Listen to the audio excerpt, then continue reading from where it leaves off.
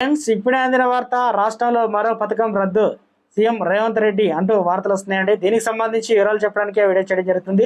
చాలా మంది వీడియో వస్తున్నారు కానీ సబ్స్క్రైబ్ మర్చిపోతున్నారు. దయచేసి ఛానల్ సబ్స్క్రైబ్ కానీ బెల్ ఐకాన్ ఆల్ పైన ట్యాప్ చేయండి. ఇప్పుడు ఇంపార్టెంట్ ఇన్ఫర్మేషన్ మిస్ అవ్వకుండా మీ ఫోన్ నోటిఫికేషన్ రూపంలో వస్తుందండి. చాలా మంది మీరు చూస్తున్నారు కానీ లైక్ చేయడం లేదంటే దయచేసి లైక్ చేయండి. ఇన్ఫర్మేషన్ అందరికీ తెలుస్తుంది.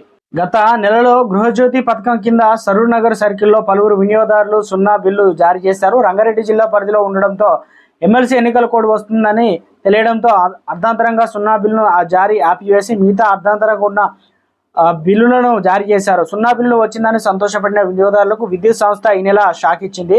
గత నెల జారీ చేసిన సున్నా బిల్లులన్నింటినీ వెనక్కి తీసుకుంది. సున్నా బిల్లులు మొత్తాన్ని బకాయిలను చూపుతూ ఈ నెల బిల్లులో కలిపి వినియోగదారులకు అందించింది. సరూర్ నగర్ సర్కిల్ అల్మాస్గూడలో వినియోగదారుడికి మార్చి 2న జారీ చేసిన బిల్లులో గృహజ్యోతి రాయితీ ₹262 చూపారు. సున్నా బిల్లు జారీ చేసిన ఈ నెల 547 బిల్లు సున్నా బిల్లు బకాయిలు కలిపి 809 చెల్లించాలని బిల్లు జారీ చేశారు. ఈ బిల్లు ఇప్పుడు సామాజిక మాధ్యమాల్లో చక్కర్లు కొడుతున్నది.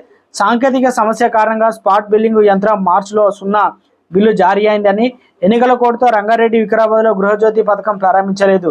దీంతో ఈ నెల ఎలక్ట్రానిక్ బిల్లింగ్ సిస్టమ్ ఈబీఎస్ ప్రకారం సాధారణ బిల్లు జారీ అయిందని కానీ డిస్కామ్ అధికారులు అయితే తెలుపుతున్నారు. మొత్తానికి ఊహించని భిక్షాకే తగిలిందంటున్నారు.